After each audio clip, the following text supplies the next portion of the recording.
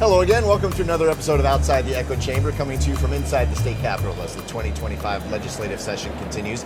Today's theme is all about building up some infrastructure for West Virginia, building relationships to help foster growth, and building a way for people to maybe come up with an idea that the trades industry really can help foster all of that. And with that in mind, later in the show, we're going to be talking to the CEO of the Contractors Association about how they're trying to build up a safer way for people to get around in West Virginia. But joining me right off the top is Justin Williams, the director of the Affiliated Construction Trades of West Virginia, part of the Building and Construction Trades Organization. Justin, thanks for joining us, man. Thanks for having me, Rick. Yeah, good to see you. Great. Missed football's over, so we don't get to see our weekly sponsorships, but it's great now to be back. Yeah, you guys are a big part of what we do for the football season. That's not why you're here today. No, not today. A lot of people understand, okay, they've heard building and construction trades, they know affiliated construction trades. I know what those words mean, but a lot of people that might be watching don't have a working knowledge of exactly what it is that you do and how you go about doing that and what it does. So if you could just give us a tutorial about your organization real quick. Sure. So we represent 14 construction craft unions.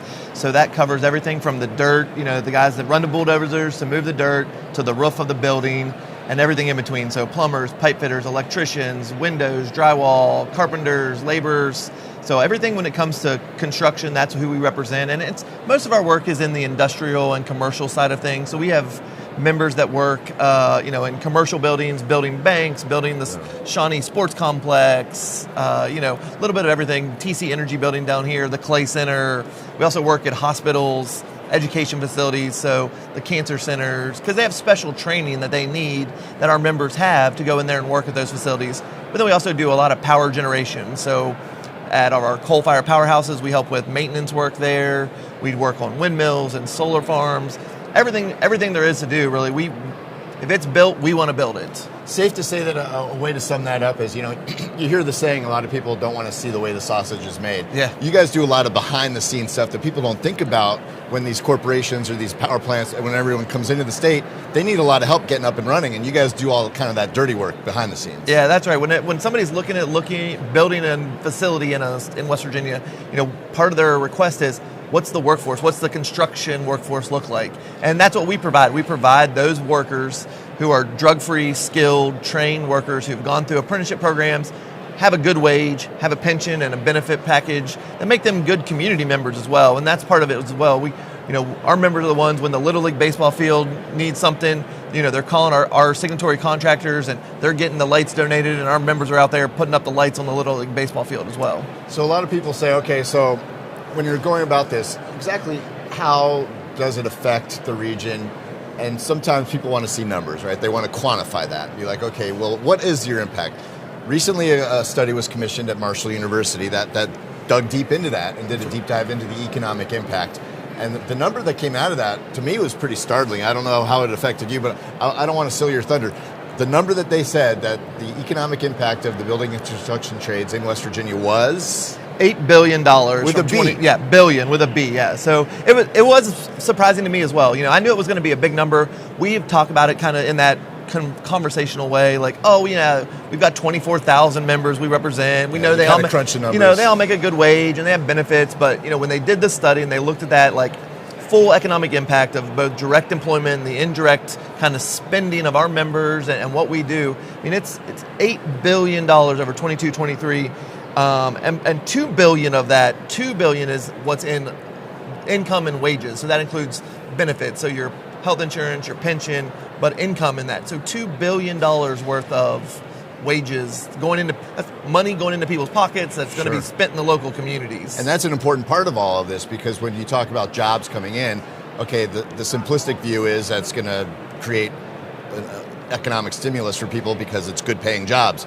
But then that leads to, okay, now there's retail that'll come in because people need to live there. That's right. So they need to shop places. So it kind of has a self-fulfilling prophecy where it just builds up local economies, which then expand into the suburbs and outlying areas. Like an example, Toyota, we were the workers that built the Toyota and have done the expansions there at Toyota.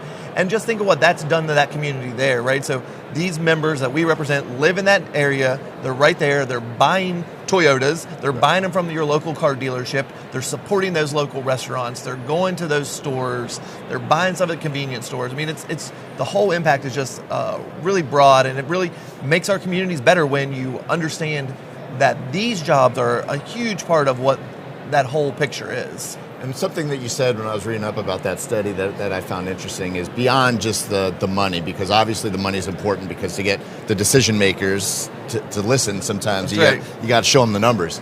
But beyond that, you talked about the partnerships that are created and the collaboration that goes into all of this and how important that is for the communities. Yeah, and that's something we've really been focused on, is working with our CTE programs at the high school level, making sure that kids are aware of these opportunities for a career. They're not just jobs, they're lifelong careers where you can get paid a good wage, go through an apprenticeship where you're paid to learn the trade and the skill, but you're also getting a health care and a pension and giving back to your community.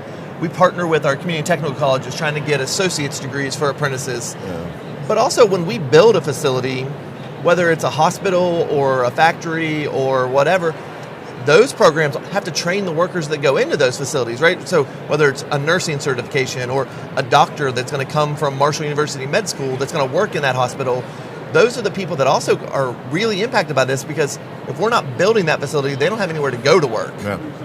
So why do you think over the years, I don't know if I would necessarily call it a stigma, but there's kind of this idea that, you go to college, you want this master's degree and stuff, and it's kind of like the trades have kind of fallen through the cracks. That's an important part of everything that we do in this country. How do we build that back up so kids, because college isn't a traditional college, might not be for everyone, and there are good paying jobs to raise a family in the trades industry. How do we get back to that? Yeah, it's a great question. It's something we've been working on for the last couple of years, of just kind of really educating parents, educating students on the opportunities. And when it comes to construction, right? Construction industry requires all the pieces, right? So you've got a construction company that employs our workers, but behind the scenes, they've got accountants and estimators, but then they're also the people that do the work, and we've got to educate you the whole process, because one can't be successful without the other. And again, it's about that teamwork, about that partnership, and so we have to work with our schools and our CTEs and getting out to kids younger and telling them about the good jobs that are ahead of them in the trade. So, we know today data is what drives everything. Smartphones, infrastructure, right? And that's a huge topic around here, right? But the power generation that comes with that, it's going to be needed. And that's not, it's not what it was 40 years ago, right? These jobs in manufacturing and in energy are technology-driven jobs. And so you can want to work with your hands, but also be, valedictorian in your class and go into the trades and go into these, STEM jobs that really build upon what our state needs to be successful. And that's what we're trying to sell, is that partnership to work together to give those opportunities for kids to stay here in West Virginia. You mentioned some of these partnerships with schools. Has there ever been any talk of trying to get creative and figure out ways, maybe legislatively, because brain drain's a real issue in West Virginia. You have kids that go off to college somewhere and then they never come back. They get jobs elsewhere. To keep kids in West Virginia, maybe partnering with these high schools in some type of an apprenticeship program or things where it offers you a recruiting base and it gives them a chance to kind of get their feet wet and understand what you guys are all about. Sure. So there are a couple locations right now that there are pre-apprenticeship programs in high school. I'll give Jackson County, for example. They have a virtual pre-apprenticeship program with the operating engineers. So both of the high schools in Jackson County can take as an elective this pre-apprenticeship operating engineers program, where one of their electives is to do a virtual class, but then throughout the semester they go to the tech center and they have a virtual simulator. They can use that, and then they also go to the apprenticeship program a couple times a semester to get their hands and feet really dirty on the actual equipment. So it's really just kind of educating them about that opportunity at a high school level to say, oh, this is cool, I can do that. And we see that with the CTEs trying to get more involved in the programming, with Skills USA is a program that's out there that students get and they go and they get kind of tested on. And our apprenticeships coordinators are often the judge of those programs. So they work with those CTEs a lot to kind of get the best and the brightest to make sure they're staying here. It's an important week here under the Gold Dome. It's the deadline for both the House and the Senate coming up to get bills introduced.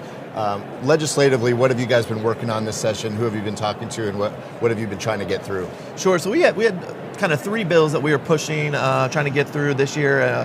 One about apprenticeships and following up on some of the bills from last year. Last year they created a program called the Stay-In program, which is allowing an apprentice, when they completed, or someone who's completed a registered apprenticeship program, to be eligible to get funding to complete their associate's degree. So we're continuing to monitor that and the funding sources for that.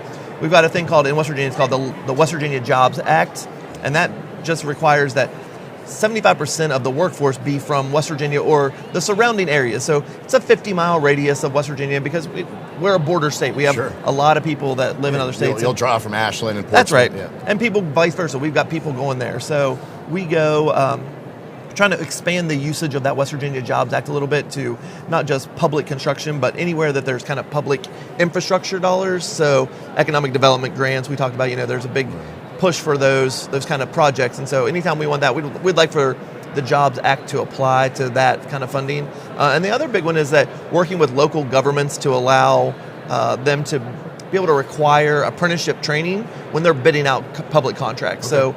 So we just want to, we want to train the next generation of workers, and the best way to do that is through an apprenticeship program where they're getting paid, but also learning from an experienced worker.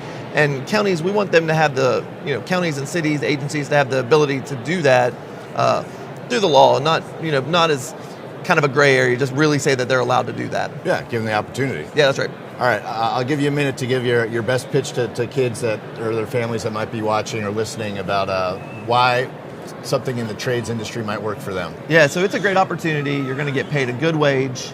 Our average salary is about $35 an hour plus benefits, which comes about a $54 an hour package when you're talking benefits and a pension, healthcare that can provide for your family, and you get to stay here in West Virginia. Most of us born and raised, we love West Virginia, and we want West Virginia to be successful. And you have the opportunity to join the trades, to build West Virginia, to build it up and make it stronger and better than it's ever been. Perfect. Our building theme today. That's Thank you so much. Justin Williams, the director of the ACT West Virginia. Nice tie, by the way. I like that. Thanks, Rick. And coming up next, the CEO of the Contractors Association. He'll give us his thoughts of what's going on during this session and some of the bills that he's got his eye on as Outside the Echo Chamber from Inside the State Capitol continues right after this. Are you ready to unlock a future filled with remarkable pay, unbeatable benefits, and unparalleled satisfaction? Imagine embarking on a journey that offers you a college-level education without the weight of debt, all while earning a steady income. Look no further than the West Virginia Building and Construction Trades Apprenticeship Programs. Join us, and together, let's build a future that's brighter and stronger. Go to actwv.org to apply today. The West Virginia Building and Construction Trades, where the future is forged.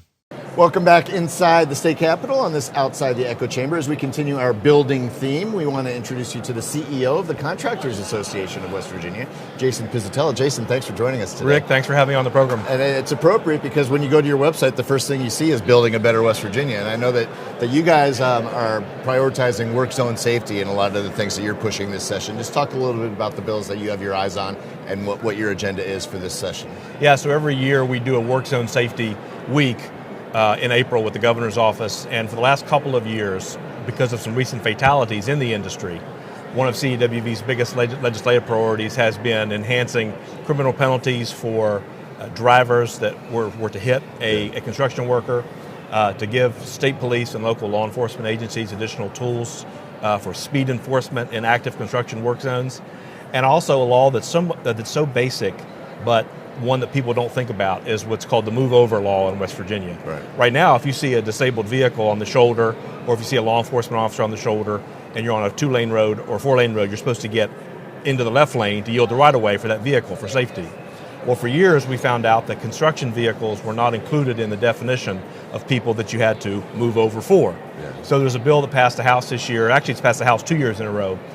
To add construction workers to the list of vehicles that you have to yield the right-of-way for. And we think it's really going to have an impact on safety. And so those are three of our big work zone safety bills we're looking at for 2025. Is that one of those things where you just have, like you said, a lot of people don't even think about it, so every once in a while you kind of have to just kind of go through code and see things that might need some language cleaned up or some things added or taken out of the way that the code is currently written? That's exactly right. Either that or, sadly, sometimes it takes a fatality or an injury to spotlight it, just to highlight the issue.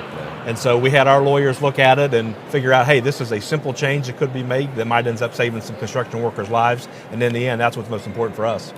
I know that another thing that you guys are looking at is trying to make sure that the pothole situation gets cleared up. I mean, the last administration, one of his big tentpole issues was the Roads to Prosperity bill, right? And Yeah. trying to get roads fixed in West Virginia. In your mind, did he fulfill that promise? And if not, what still needs to be done, and what are you looking to do? The short answer is yes. I think the Roads Prosperity program was pretty transformational for West Virginia. In fact, one year he even did an RIP potholes initiative right around this time of year.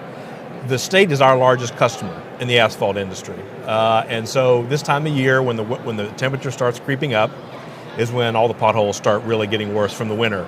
And so we sell asphalt to the state by the hundreds of thousands of tons.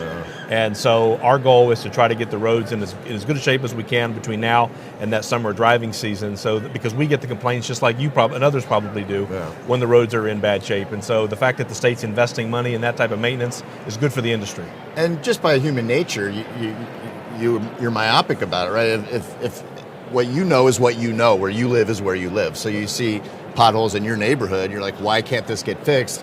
Sometimes it's tough to understand the scope of the issue. You're talking about an enormous state that has potholes everywhere, and just the resources and manpower that it takes to fix everything takes time, and you got to jump through some hoops sometimes. That's exactly right, Rick. And I tell some of our members that you can build as many big projects as you want. Quarter H, Coalfields Expressway, King Coal Highway, those are the shiny new projects. But if people aren't getting their potholes patched and their roads paved to and from church, to and from school, you hear about it.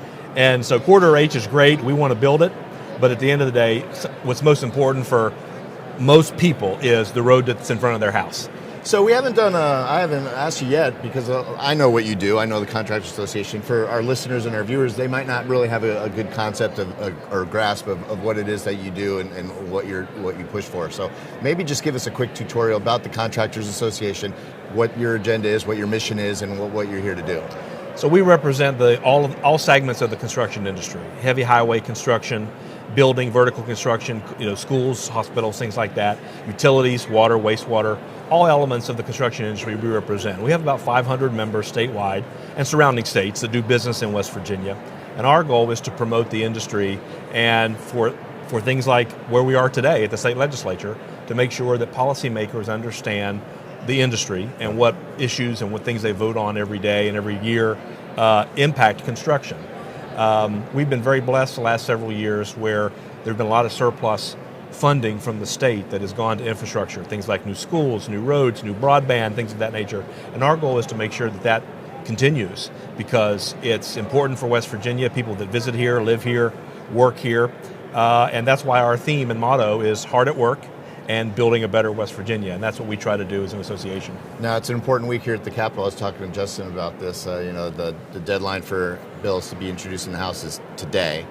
Senate next week. Are there any other bills, peripheral bills or ancillary bills that you have your eyes on that might affect what you do? Or? We have a bill called the Prompt Pay Act that the CEWV has supported the last several years. Our surrounding states have it. And it's pretty simple. It just means that if a contractor is doing work for the state of West Virginia, that they have to be paid within 45 days of when they submit an invoice. You have a lot of small businesses in West Virginia that rely on the state as a customer. Yeah, and things get gummed up. Things get stopped, whether it be at the agency level or at the funding level. And so a lot of times when you're carrying that low interest loan for 50, 60, 70, 80, 90 days for the state waiting to get paid, that can impact a small business. And so our goal is to try to convince legislators this year to make sure the state pays contractors timely. And that's another bill we're looking at between now and day 60. Everything that you've talked about so far seems pretty non-confrontational, seems pretty no-brainer. Yeah. Have you gotten pretty good feedback from the legislators? Is this something that you think will breeze through, or something that will face some pushback somewhere? Because sometimes the devil's in the details, and until they really drill down into that bill, they don't really know what it's about. And with the new procedures now, where it takes 2-3 days to get a bill through the House, a lot of them are taking a closer look at these things. One of the bills that I mentioned is the enhancement for speed enforcement using cameras. That is an issue that always is people are passionate about that issue. Yeah. You've been to D.C., Rick. You know those red light cameras. These are not red light cameras. Everybody has a fear that if you have cameras that law enforcement can use to help catch people who are speeding, that it's going to be used for some other nefarious. Issue, That's exactly right. And so our job the last couple of years has been to educate lawmakers about what this bill is and what it isn't. It's not a red light camera bill, and all we're doing is adding another tool for law enforcement, because if you're in a construction work zone, sometimes the lanes are narrow, the bridges are narrow, you can't initiate a traffic stop when someone is speeding. So what this would do is allow that law enforcement officer to be out of harm's way, would still have the data from the camera to catch someone speeding, but wouldn't have to initiate a traffic stop in the middle of a construction work zone, because it's one of the most narrow areas of the interstate, and it's where accidents happen. And so some people have found that particularly controversial. We're just doing the best we can to educate people on it. I read the 2024 report. Sometimes those things can be, like a cheerleading thing. Hey, we're doing great. In your estimation, are you guys trending the right way? What can we look forward to in 2025 out of the Contractors Association? We are trending in the right direction. Our biggest challenge right now is recruitment and retention of workers. Yeah. Trying to find the next generation of construction industry professionals. Why has that been so hard? I think people, for years, whether it's guidance counselors, teachers, parents, or whatever, some people thought that you had to have a 4-year degree to be successful in West Virginia. And the state has invested money in construction and in infrastructure and be able to train construction trades like the organization Justin represents. Yeah. We can't do what we do without welders, electricians, plumbers, roofing and siding professionals. And so what our goal now is to try to get in schools, 5th, 6th, 7th grade, to try to get people that would have never considered a career in construction to maybe think about joining us. That's our biggest challenge. Yeah, and Justin and I were talking about that. It's interesting, in a state that struggles with brain drain, that has kids that go to college somewhere else and then they don't come back, they leave and they're never to be seen again, that there's still this sort of stigma with these trades, because it is good paying work. It is jobs that can sustain a family and keep people here locally in the state, and we need that workforce. Yeah, we do, and the state will pay for people to get those types of credentials. I've got members of my association that will pay for someone to go and get certified. That's how much we need workers. All right, Jason Pizatella, we thank you so much for your Rick, time. thanks for having me. Good luck for the rest of the station. We'll be keeping our eyes on those bills as well. Thank you. And we'll be right back with more Outside the Echo Chamber right after this. CJU is a great company to work for. We've been around for 78 years. We are an underground utility construction company all across the East Coast. We are rapidly growing, and we're seeing a huge growth in this market, a huge need for employees. We are always looking for those that are experienced, those that are trying to get their foot in the door. We have positions for everybody. We offer competitive pay. We offer competitive benefits.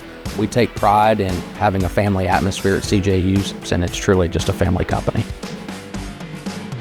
Welcome back inside the state capitol on this Outside the Echo Chamber. By the way, if you're listening to us right now on Spotify or Apple, be sure to subscribe so you know when the newest episode is dropping. And if you're watching us right now, the easiest way to keep track of all these episodes, and they're archived for you, is by going to echochamberwv.com. That's going to do it for today's episode. We want to thank our guests, Jason Pizatella, the CEO of the Contractors Association, and Justin Williams, the director of the Affiliated Construction Trades of West Virginia. And of course, thanks to you for joining us for this episode. We'll be back with another Outside the Echo Chamber from inside the state capitol on Thursday as we continue to talk about issues important to you and your family. Until then, I'm Rick Lord. Take care.